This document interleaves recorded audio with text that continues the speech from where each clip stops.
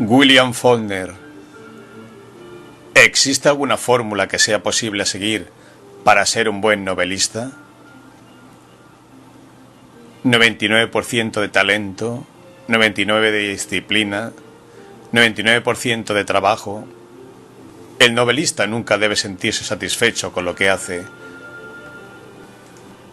Lo que se hace nunca es tan bueno como podría ser. Siempre hay que soñar y apuntar más alto de lo que uno puede apuntar. No preocuparse por ser mejor que sus contemporáneos o sus predecesores. Tratar de ser mejor que uno mismo. Un artista es una criatura impulsada por demonios.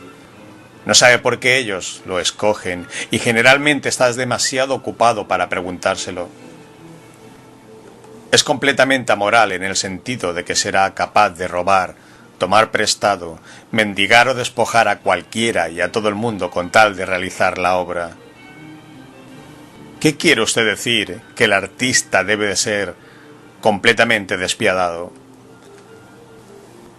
El artista responsable solo ante su obra será completamente despiadado si es un buen artista. Tiene un sueño y ese sueño lo angustia tanto que debe librarse de él. Hasta entonces no tiene paz. Lo echa todo por la borda, el honor, el orgullo, la decencia, la seguridad, la felicidad, todo, con tal de escribir el libro. Si un artista tiene que robarle a su madre, no vacilará en hacerlo. Entonces, la falta de seguridad, de felicidad, honor, etc., ¿sería un factor importante en la capacidad creadora del artista? No. Esas cosas solo son importantes para su paz y su contento, y el arte no tiene nada que ver con la paz y el contento. Entonces, ¿cuál sería el mejor ambiente para un escritor? El arte tampoco tiene nada que ver con el ambiente. No le importa dónde está. Si usted se refiere a mí, el mejor empleo que jamás me ofrecieron fue el de administrador de un burdel. En mi opinión, ese es el mejor ambiente en que un artista puede trabajar.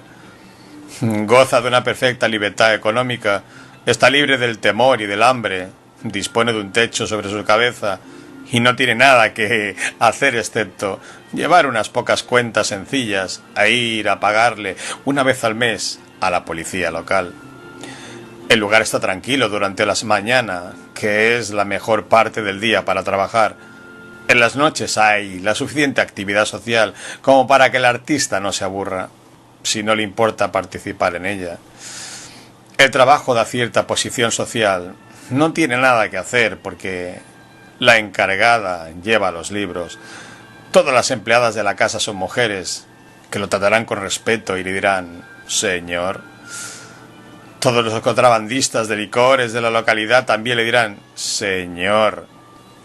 Y él podrá tutearse con los policías, de modo pues que el único ambiente que el artista necesita es toda la paz, toda la soledad y todo el placer que pueda obtener a un precio que no sea demasiado elevado. Un mal ambiente solo le hará subir la presión sanguínea, al hacerle pasar más tiempo sintiéndose frustrado o indignado. Mi propia experiencia me ha enseñado que los instrumentos que necesito para mi oficio son papel, tabaco, comida y un poco de whisky. ¿Bourbon? No, no soy tan melindroso. Entre escocés y nada, me quedo con escocés. Usted mencionó la libertad económica. ¿La necesita el escritor? No, el escritor no necesita libertad económica. Todo lo que necesita es un lápiz y un poco de papel. Que yo sepa, nunca se ha escrito nada bueno como consecuencia de aceptar dinero regalado. El buen escritor nunca recurre a una fundación. Está demasiado ocupado escribiendo algo. Si no es bueno de veras, se engaña diciéndose que carece de tiempo o de libertad económica. El buen arte puede ser producido por ladrones, contrabandistas de licores o cuatreros. La gente realmente teme descubrir exactamente cuántas penurias y pobreza es capaz de soportar. Y a todos les asusta descubrir cuán duros pueden ser. Nada puede destruir al buen escritor. Lo único que puede alterar al buen escritor es la muerte. Los que son buenos no se preocupan por tener éxito o por hacerse ricos. El éxito es femenino e igual que una mujer. Si uno se le humilla, le pasa por encima. De modo pues que la mejor manera de tratarla es mostrándole el puño. Entonces, tal vez, la que se humille será ella. ¿Trabajar para el cine es perjudicial para su propia obra de escritor? Nada puede perjudicar la obra de un hombre si éste es un escritor de primera. Nada podrá ayudarlo mucho.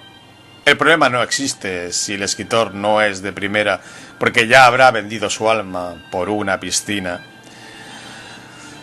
Usted dice que el escritor debe transigir cuando trabaja para el cine. ¿Y en cuanto a su propia obra? ¿Tiene alguna obligación con el lector? Su obligación es hacer su obra lo mejor que pueda hacerla. Cualquier obligación que le quede después de eso, puede gastarla como le venga la gana. Yo, por mi parte, estoy demasiado ocupado para preocuparme por el público. No tengo tiempo para pensar en quién me lee. No me interesa la opinión de Juan Lector sobre mi obra ni sobre la de cualquier otro escritor. La norma que tengo que cumplir es la mía. Y esa es la que me hace sentir como me siento cuando leo La tentación de Swan Antoine o el Antiguo Testamento. Me hace sentir bien, del mismo modo que observar un pájaro me hace sentir bien. Si reencarnara, ¿sabe usted? Me gustaría volver a vivir como un zopilote.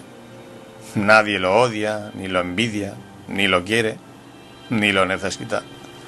Nadie se mete con él, nunca está en peligro y puede comer cualquier cosa. ¿Qué técnica utiliza para cumplir su norma? Si el escritor está interesado en la técnica, más le vale dedicarse a la cirugía o a colocar ladrillos. Para escribir una obra no hay ningún recurso mecánico, ningún atajo. El escritor joven que siga una teoría es un tonto. Uno tiene que enseñarse por medio de sus propios errores. La gente solo aprende a través del error. El buen artista cree que nadie sabe lo bastante para darle consejos. Tiene una vanidad suprema. No importa cuánto admire al escritor viejo, quiere superarlo. Entonces, ¿usted niega la validez de la técnica? De ninguna manera. Algunas veces la técnica arremete y se apodera del sueño antes de que el propio escritor pueda aprehenderlo. Eso es tour de force. Y la obra terminada es simplemente cuestión de juntar bien los ladrillos, puesto que el escritor probablemente conoce cada una de las palabras que va a usar hasta el fin de la obra antes de escribir la primera. Esto sucedió con Mientras agonizo. No fue fácil. Ningún trabajo honrado lo es. Fue sencillo en cuanto que todo el material estaba ya a la mano. La composición de la obra me llevó solo unas 6 semanas en el tiempo libre que me dejaba un empleo de 12 horas al día haciendo trabajo manual. Sencillamente me imaginé un grupo de personas y las sometí a las catástrofes naturales universales, que son la inundación y el fuego, con una motivación natural simple que le diera dirección a su desarrollo. Pero cuando la técnica no interviene, escribir es también más fácil en otro sentido, porque en mi caso siempre hay un punto en el libro en el que los propios personajes se levantan y toman el mando y completan el trabajo. Eso sucede, digamos, alrededor de la página 275. Claro está que yo no sé lo que sucedería si terminara el libro en la página 274. La cualidad que un artista debe poseer es la objetividad al juzgar su obra, más la honradez y el valor de no engañarse al respecto. Puesto que ninguna de mis obras ha satisfecho mis propias normas, debo juzgarlas sobre la base de aquella que me causó la mayor aflicción y angustia, del mismo modo que la madre ama al hijo que se convirtió en ladrón o asesino, más que al que se convirtió en sacerdote. ¿Qué obra es esa? El sonido y la furia. La escribí 5 veces distintas, tratando de contar la historia para librarme del sueño que seguiría angustiándome mientras no la contara. Es una tragedia de 2 mujeres perdidas, Cady y su hija. Dilsey es uno de mis personajes favoritos porque es valiente, generosa, dulce y honrada. Es mucho más valiente, honrada y generosa que yo. ¿Cómo empezó el sonido de la furia? Empezó con una imagen mental. Yo no comprendí en aquel momento que era simbólica. La imagen era la de los fondillos enlodados, de los calzoncillos de una niña subida a un peral, desde donde ella podía ver a través de una ventana el lugar donde se estaba efectuando el funeral de su abuela, y se lo contaba a sus hermanos que estaban al pie del árbol. Cuando llegué a explicar quiénes eran ellos y qué estaban haciendo y cómo se habían enlodado los calzoncillos de la niña, comprendí que sería imposible meterlo todo en un cuento y que el resto tendría que ser un libro. Entonces comprendí el simbolismo de los calzoncillos enlodados, y esa imagen fue reemplazada por la de la niña huérfana de padre y madre que se descuelga por el tubo de desagüe del techo para escaparse del único hogar que tiene, donde nunca ha recibido amor, ni afecto, ni comprensión. Yo había empezado a contar la historia a través de los ojos del niño idiota, porque pensaba que sería más eficaz si la contaba a alguien que solo fuera capaz de saber lo que sucedía. Pero no, ¿por qué? Me di cuenta de que no había contado la historia esa vez. Traté de volver a contarla, ahora a través de los ojos de otro hermano. Tampoco resultó. La conté por tercera vez a través de los ojos del tercer hermano. Tampoco resultó. Traté de reunir los fragmentos y de llenar las lagunas haciendo yo mismo las veces de narrador. Todavía no quedó completa.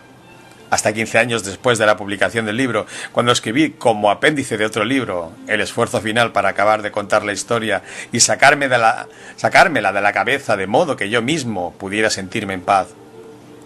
Ese es el único libro por el que siento más ternura.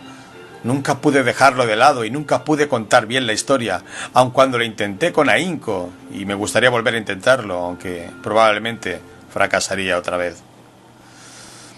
¿Qué emoción suscita Benji en usted? La única emoción que puedo sentir por Benji es aflicción y compasión por toda la humanidad. No se puede sentir nada por Benji porque él no siente nada. Lo único que puedo sentir por él personalmente es preocupación en cuanto a que sea creíble tal cual yo lo creé.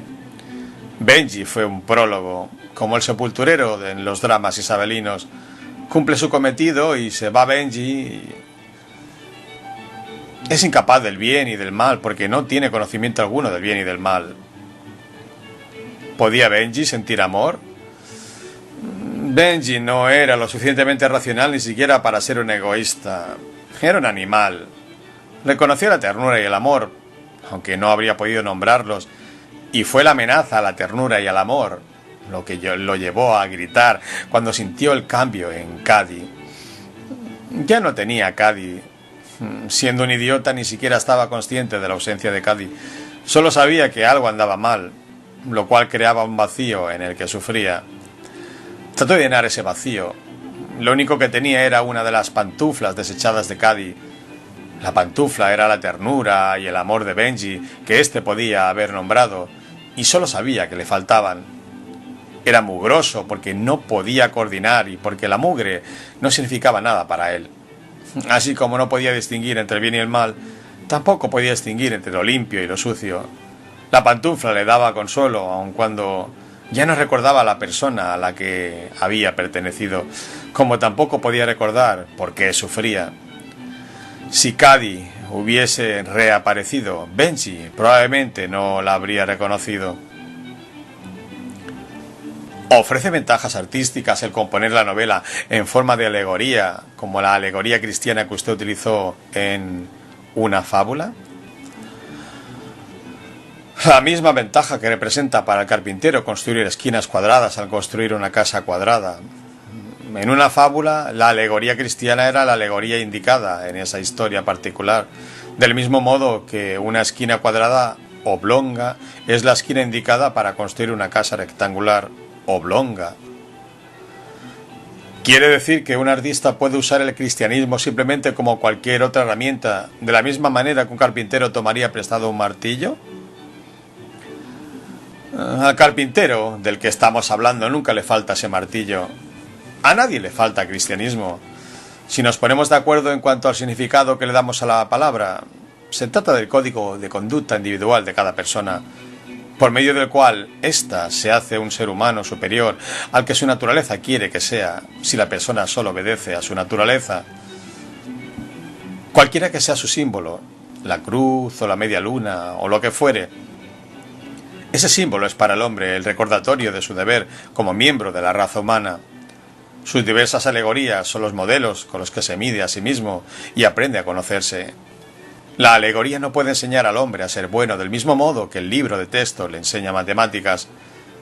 Le enseña cómo descubrirse a sí mismo, cómo hacerse de un código moral y de una norma dentro de sus capacidades y aspiraciones al proporcionarle un ejemplo incomparable de sufrimiento y sacrificio y la promesa de una esperanza.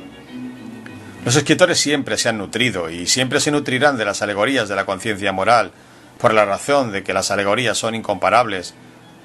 Los tres hombres de Moby Dick, que representan la trinidad de la conciencia, no saber nada, saber y no preocuparse, y saber y preocuparse. La misma trinidad está representada en una fábula por el viejo aviador judío que dice: «Esto es terrible, me niego a aceptarlo, aun cuando deba rechazar la vida para hacerlo». El viejo cuartelmaestre francés que dice: «Esto es terrible, pero podemos llorar y soportarlo». Y el mismo mensajero del batallón inglés que dice: «Esto es terrible, voy a hacer algo para remediarlo». Fueron reunidos en un solo volumen los dos temas no relacionados de las palmeras salvajes con algún propósito simbólico. ¿Se trata, como sugieren algunos críticos, de una especie de contrapunto estético o de una simple casualidad? No. Aquello era una historia, la historia de Charlotte Rottenmeier y Harry Wilborn, que lo sacrificaron todo por el amor y después perdieron eso. Yo no sabía que iban a ser dos historias separadas, sino después de haber empezado el libro. Cuando llegué al final de lo que ahora es la primera sección de Las palmeras salvajes, comprendí súbitamente que faltaba algo, que la historia necesitaba énfasis, algo que la levantara como el contrapunto en la música. Así que me puse a escribir El viejo, hasta que Las palmeras salvajes volvió a ganar intensidad. Entonces interrumpí El viejo en lo que ahora es su primera parte y reanudé la composición de Las palmeras salvajes hasta que empezó a decaer nuevamente. Entonces volví a darle intensidad con otra parte de su antítesis, que es la historia de un hombre que conquistó su amor y pasó el resto del libro huyendo de él, hasta el grado de volver voluntariamente a la cárcel en que estaría a salvo. Son dos historias solo por casualidad, tal vez por necesidad. La historia es la de Charlotte y Wilburn. ¿Qué porción de sus obras se basan en la experiencia personal? No sabría decirlo. Nunca he hecho la cuenta, porque la porción no tiene importancia. Un escritor necesita tres cosas: experiencia, observación e imaginación. Cualesquiera dos de ellas, y a veces una, puede suplir la falta de las otras dos. En mi caso, una historia generalmente comienza con una sola idea, un solo recuerdo o una sola imagen mental. La composición de la historia es simplemente cuestión de trabajar hasta el momento de explicar por qué ocurrió la historia o qué otras cosas hizo ocurrir a continuación. Un escritor trata de crear personas creíbles en situaciones conmovedoras, creíbles, de la manera más conmovedora que pueda. Obviamente debe utilizar como uno de sus instrumentos el ambiente que conoce. Yo diría que la música es el medio más fácil de expresarse, puesto que fue el primero que se produjo en la experiencia y en la historia del hombre. Pero puesto que mi talento reside en las palabras, debo tratar de expresar torpemente en palabras lo que la música pura habría expresado mejor. Es decir, que la música lo expresaría mejor y más simplemente, pero yo prefiero usar palabras, del mismo modo que prefiero leer a escuchar. Prefiero el silencio al sonido, y la imagen producida por las palabras ocurre en el silencio. Es decir, que el trueno y la música de la prosa tienen lugar en el silencio. Usted dijo que la experiencia, la observación y la imaginación son importantes para el escritor. ¿Incluiría usted la inspiración? Yo no sé nada sobre la inspiración, porque no sé lo que es eso. La he oído mencionar, pero nunca la he visto. Se dice que usted, como escritor, está obsesionado por la violencia. Eso es como decir que el carpintero está obsesionado con su martillo. La violencia es simplemente una de las herramientas del carpintero. El escritor, al igual que el carpintero, no puede construir con una sola herramienta. ¿Puede usted decir cómo empezó su carrera de escritor? Yo vivía en Nueva Orleans, trabajando lo que fuera necesario para ganar un poco de dinero, de vez en cuando. Conocí a Sherwood Anderson. Por las tardes solíamos caminar por la ciudad y hablar con la gente. Por las noches volvíamos a reunirnos y nos tomábamos una o dos botellas mientras él hablaba y yo escuchaba. Antes del mediodía nunca lo veía. Él estaba encerrado, escribiendo. Al día siguiente volvíamos a hacer lo mismo. Yo decidí que si esa era la vida de un escritor, entonces eso era lo mío, y me puse a escribir mi primer libro. Enseguida descubrí que escribir era una ocupación divertida. Incluso me olvidé de que no había visto al señor Anderson durante 3 semanas, hasta que él tocó a mi puerta. Era la primera vez que venía a verme, y me preguntó: ¿qué sucede? ¿Está usted enojado conmigo? Le dije que estaba escribiendo un libro. Él dijo: ¡Dios mío!, y se fue. Cuando terminé el libro, La paga de los soldados, me encontré con la señora Anderson en la calle. Me preguntó cómo iba el libro y le dije que ya lo había terminado. Ella me dijo: Sherwood dice que está dispuesto a hacer un trato con usted. Si usted no le pide que le lea los originales, él le dirá a su editor que acepte el libro. Yo le dije: ¿trato hecho? Y así fue como me hice escritor. ¿Qué tipo de trabajo hacía usted para ganar ese poco de dinero de vez en cuando? Lo que se presentara. Yo podía hacer un poco de casi cualquier cosa. Manejar lanchas, pintar casas, pilotar aviones. Nunca necesitábamos mucho dinero porque entonces la vida era barata en Nueva Orleans.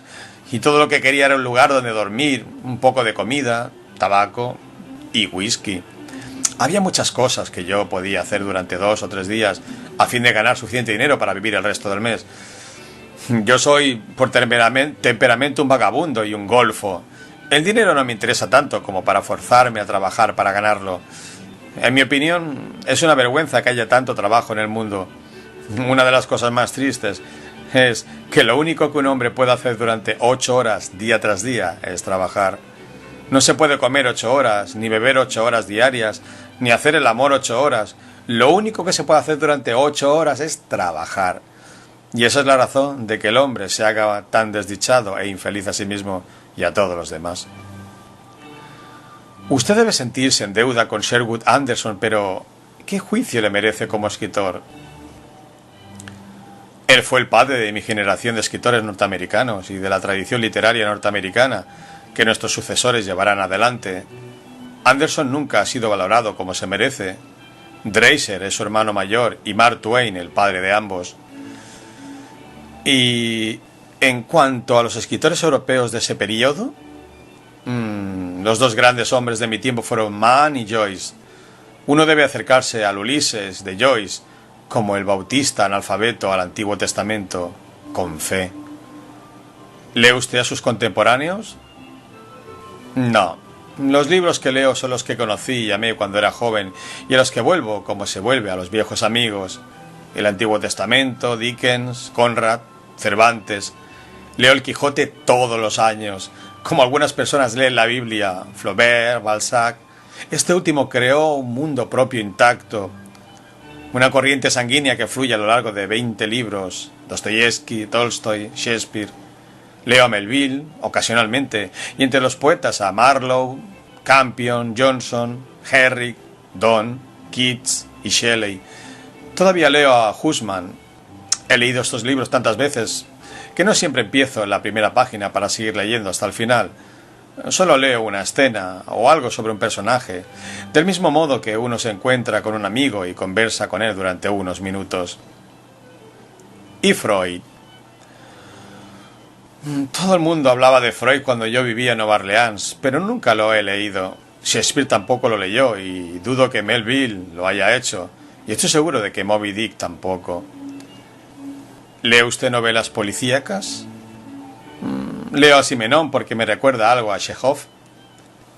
¿Y sus personajes favoritos? Mis personajes favoritos son Sarah Gamp, una mujer cruel y despiadada, una borracha oportunista, indigna de confianza. En la mayor parte de su carácter era mala, pero cuando menos era un carácter. La señora Harris, Falstaff, el príncipe Hal, Don Quijote y Sancho, por supuesto. A Lady Macbeth siempre la admiro, y a Bottom, Ofelia y Mercurio. Este último y la señora Gamp se enfrentaron con la vida. No pidieron favores, no gimotearon. Huckleberry Finn, por supuesto, y Jim. Tom Sawyer nunca me gustó mucho, un mentecato. Ah, bueno, y me gusta Sud Logingood, de un libro escrito por George Harris en 1840 o 1850 en las montañas de Tennessee. Logingood no se hacía ilusiones consigo mismo, hacía lo mejor que podía. En ciertas ocasiones era un cobarde y sabía que lo era, y no se avergonzaba. Nunca ocupaba a nadie por sus desgracias y nunca maldecía a Dios por ellas. Y en cuanto a la función de los críticos, el artista no tiene tiempo para escuchar a los críticos. Los que quieren ser escritores leen las críticas, los que quieren escribir no tienen tiempo para leerlas. El crítico también está tratando de decir, yo pasé por aquí. La finalidad de su función no es el artista mismo. El artista está un peldaño por encima del crítico, porque el artista escribe algo que moverá al crítico. El crítico escribe algo que moverá a todo el mundo, menos al artista. Entonces, ¿usted nunca siente la necesidad de discutir sobre su obra con alguien? No. Estoy demasiado ocupado escribiéndola. Mi obra tiene que complacerme a mí. Y si me complace, entonces no tengo necesidad de hablar sobre ella. Si no me complace, hablar sobre ella no la hará mejor, puesto que lo único que podrá mejorarla será trabajar más en ella. Yo no soy un literato, solo soy un escritor. No me da gusto hablar de los problemas del oficio. Los críticos sostienen que las relaciones familiares son centrales en sus novelas. Esa es una opinión y, como ya le dije, yo no leo a los críticos. Dudo que un hombre que está tratando de escribir sobre la gente esté más interesado en sus relaciones familiares que en la forma de sus narices, o menos que ello sea necesario para ayudar al desarrollo de la historia. Si el escritor se concentra en lo que sí necesita interesarle, que es la verdad y el corazón humano, no le quedará mucho tiempo para otras cosas, como las ideas y hechos tales como la forma de las narices o las relaciones familiares, puesto que, en mi opinión, las ideas y los hechos tienen muy poca relación con la verdad. Los críticos también sugieren que sus personajes nunca eligen conscientemente entre el bien y el mal. A la vida no le interesa el bien y el mal. Don Quijote elegía constantemente entre el bien y el mal, pero elegía en su estado de sueño. Estaba loco. Entraba en la realidad solo cuando estaba tan ocupado bregando con la gente que no tenía tiempo para distinguir entre el bien y el mal. Puesto que los seres humanos solo existen en la vida, tienen que dedicar su tiempo simplemente a estar vivos. La vida es movimiento, y el movimiento tiene que ver con lo que hace moverse al hombre, que es la ambición, el poder, el placer. El tiempo que un hombre puede dedicarse a la moralidad, tiene que quitárselo forzosamente al movimiento del que él mismo es parte. Está obligado a elegir entre el bien y el mal tarde o temprano, porque la conciencia moral se lo exige a fin de que pueda vivir consigo mismo el día de mañana. Su conciencia moral es la maldición que tiene que aceptar de los dioses para obtener de estos el derecho a soñar. ¿Podría usted explicar mejor lo que entiende por movimiento en relación con el artista? La finalidad de todo artista es detener el movimiento que es la vida, por medios artificiales y mantenerlo fijo de suerte que 100 años después, cuando un extraño lo contemple, vuelva a moverse en virtud de qué es la vida. Puesto que el hombre es mortal, la única inmortalidad que le es posible es dejar tras de sí algo que sea inmortal, porque siempre se moverá. Esa es la manera que tiene el artista de escribir. Yo estuve aquí, en el muro de la desaparición final e irrevocable que algún día tendrá que sufrir. Malcolm Cowley ha dicho que sus personajes tienen una conciencia de sumisión a su destino. ¿Esa es su opinión? Yo diría que algunos la tienen y otros no, como los personajes de todo el mundo. Yo diría que Elena Grove, el Luz de Agosto, se entendió bastante bien con la suya. Para ella no era realmente importante en su destino que su hombre fuera Lucas Birch o no. Su destino era tener un marido e hijos, y ella lo sabía, de modo que fue y los tuvo sin pedirle ayuda a nadie. Ella era la capitana de su propia alma. Uno de los parlamentos más serenos y sensatos que yo he escuchado fue cuando ella le dijo a Byron Bunch, en el instante mismo de rechazar su intento final, desesperado, desesperanzado, de violarla: ¿no te da vergüenza? Podías haber despertado al niño. No se sintió confundida, asustada ni alarmada por un solo momento. Ni siquiera sabía que no necesitaba compasión. Su último parlamento, por ejemplo: no llevo viajando más que un mes y ya estoy en Tennessee. Vaya, vaya, cómo rueda uno. La familia Brunden, en Mientras agonizo, se las arregló bastante bien con su destino. El padre, después de perder a su esposa, necesitaba naturalmente otra, así que se la buscó. De un solo golpe, no solo reemplazó a la cocinera de la familia, sino que adquirió un fonógrafo para darles gusto a todos mientras descansaban. La hija embarazada no logró deshacerse de su problema esa vez, pero no se descorazonó. Lo intentó nuevamente, y aun cuando todos los intentos fracasaron, al fin y al cabo, no fue más que otro bebé. ¿Qué le sucedió a usted entre la paga de los soldados y Sartoris? Es decir, ¿cuál fue el motivo de que usted empezara a escribir la saga de Yoknapataupa? Con la paga de los soldados descubrí que escribir era divertido, pero más tarde descubrí que no solo cada libro tiene que tener un designio, sino que todo el conjunto o la suma de la obra de un artista tiene que tener un designio. La paga de los soldados y Mosquitos los escribí por el gusto de escribir, porque era divertido. Comenzando con Sartoris, descubrí que mi propia parcela de suelo natal era digna de que se escribiera acerca de ella y que yo nunca viviría lo suficiente para agotarla, y que mediante la sublimación de lo real en lo apócrifo yo tendría completa libertad para usar todo el talento que pudiera poseer, hasta el grado máximo. Ello abrió una mina de oro de otras personas, de suerte que creé un cosmos de mi propiedad. Puedo mover a esas personas de aquí para allá, como Dios, no solo en el espacio, sino en el tiempo también. El hecho de que haya logrado mover a mis personajes en el tiempo, cuando menos, según mi propia opinión, me comprueba mi propia teoría de que el tiempo es una condición fluida, que no tiene existencia excepto los avatares momentáneos de las personas individuales. No existe tal cosa como fue, solo es. Si fue existiera, no habría pena ni aflicción. A mí me gusta pensar que el mundo que cree es una especie de piedra angular del universo, que si esa piedra angular, pequeña y todo como es, fuera retirada, el universo se vendría abajo. Mi último libro será el libro del día del juicio universal, el libro de oro del condado de Yoknapataupa.